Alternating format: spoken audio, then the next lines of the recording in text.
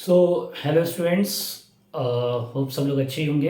तो आज भाई हम लोग अपने सीरीज पैरेलल न्यूमेरिकल्स की श्रृंखला को आगे बढ़ा रहे हैं। ठीक है, और भी कुछ इम्पोर्टेंट क्वेश्चन डिस्कस कर रहे हैं जो या तो बोर्ड में आया है भाई या तो बोर्ड में आ सकता है। उसमें से एक ये इम्पोर्टेंट क्वेश्चन है।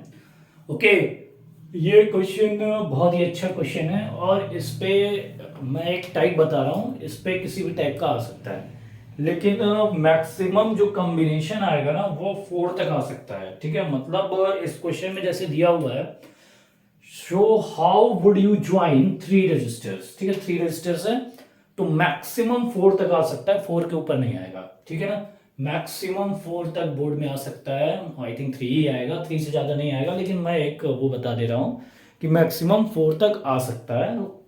आएगा 2 या 3 का ही। 2 का तो आएगा ही नहीं। ठीक है, 3 का ही दिया जा सकता है क्योंकि 2 का बहुत आसान हो जाएगा। ठीक, तो how would you join, join का मतलब कनेक्ट 3 रजिस्टर्स। 3 रजिस्टर्स को कैसे कनेक्ट करेंगे आप?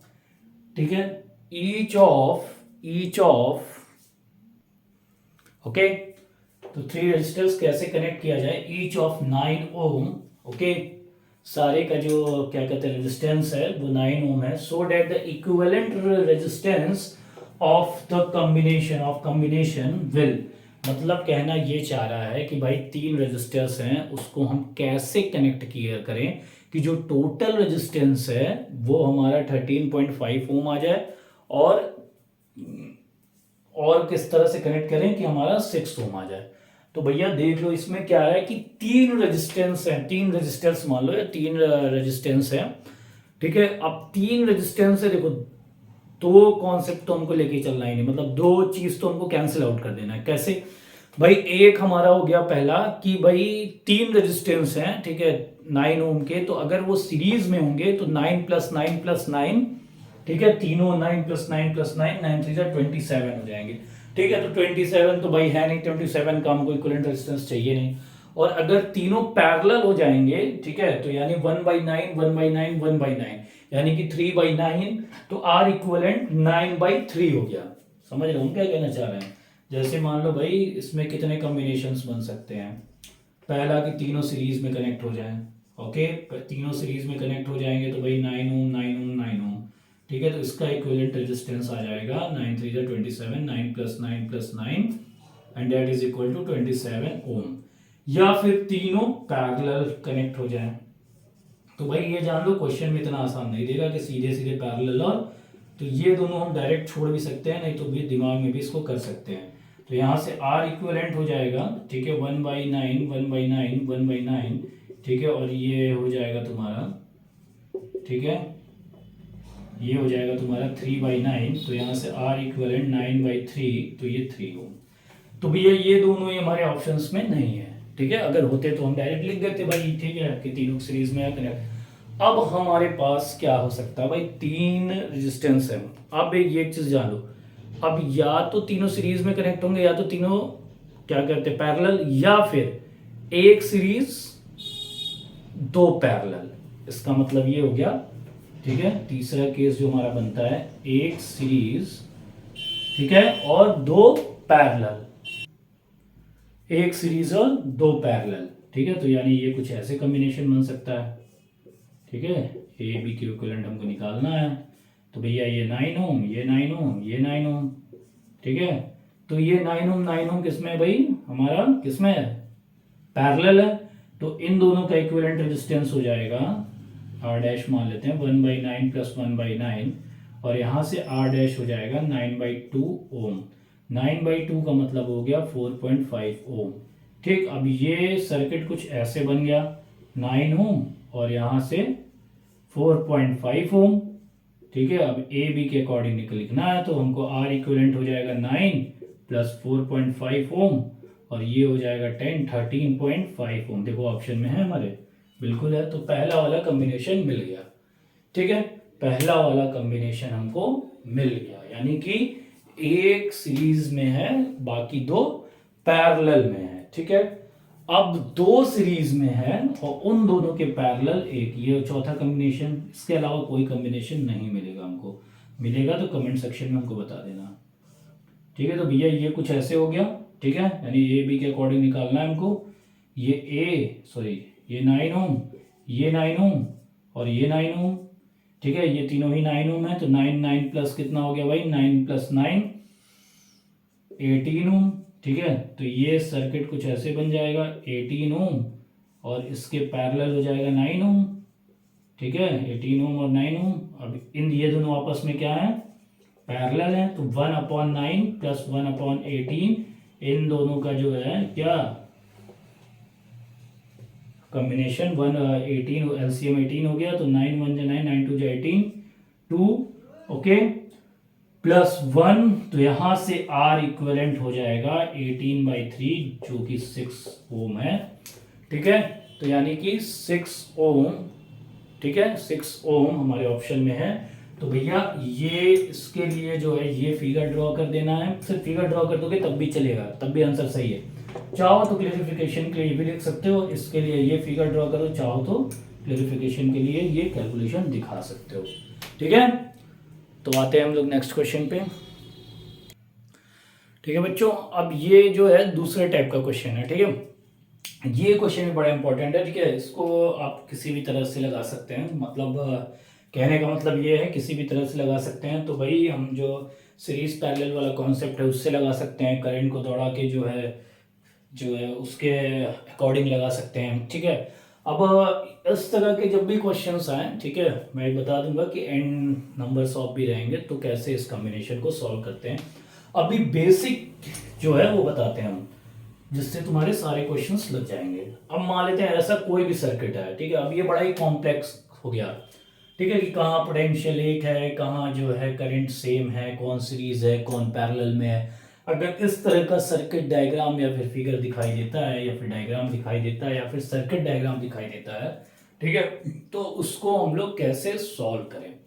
अब इसमें सिंपल सा एक फंडा है, ऐसा सर्किट कहीं भी दिखे हमेशा पीछे से स्टार्ट करो, ठीक है। तो पीछे क्या हो गया भाई, ये हो गया। अब कोई कहेगा ये आगे है, तो भाई रेफरेंस है, फ्रेम में जो भी है, ठीक, उसी के अकॉर्डिंग भाई तुम्हारे लिए अगर ये पीछे है तो यहाँ से स्टार्ट करो, तुम्हारे लिए आगे है तो यहाँ से, मतलब कुल मिला जुला के इस फिगर को यहाँ से ऐसे सॉल्व करते हुए बढ़ना है, ठीक। अब देखो सिंपल मैं बता रहा हूँ, मैं कोई अभी यहाँ पे सीरीज पैरेलल वाला जो है पोटेंशियल और ये करंट वरेंट नहीं दौड़ा है। हम बस ये देख रहे हैं कि भाई अगर करंट कहीं से भी, इधर से भी आए चाहे इधर से भी आए, कहीं से भी आए, तो यहाँ से लेके यहाँ तक जो है सेम करंट होगा, ठीक। यानी कि अगर यहाँ से यहाँ तक सेम करंट होगा तो भैया ये आपस में क्या हो जाएंगे, सीरीज में। तो 4 + 3 7, 7 + 3 10। तो भैया ये डायग्राम कुछ हमको ऐसा दिखाई देगा। इसके बाद, ठीक है ना, इसके बाद, ओके,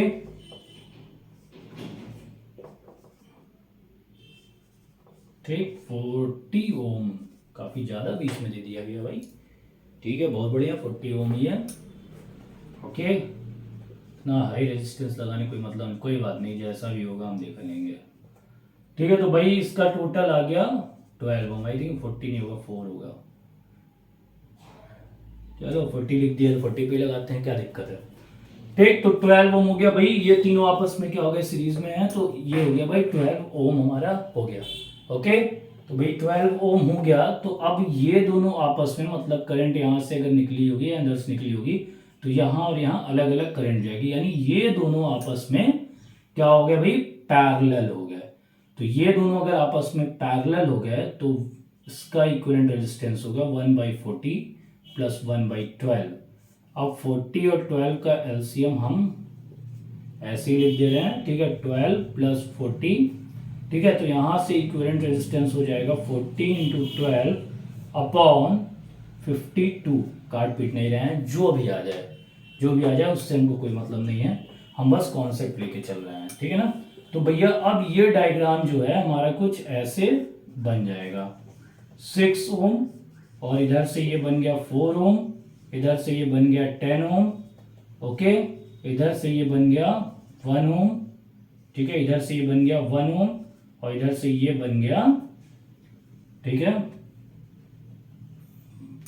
इसको थोड़ा सा काट ही लें क्या, ठीक है, काट लेते हैं।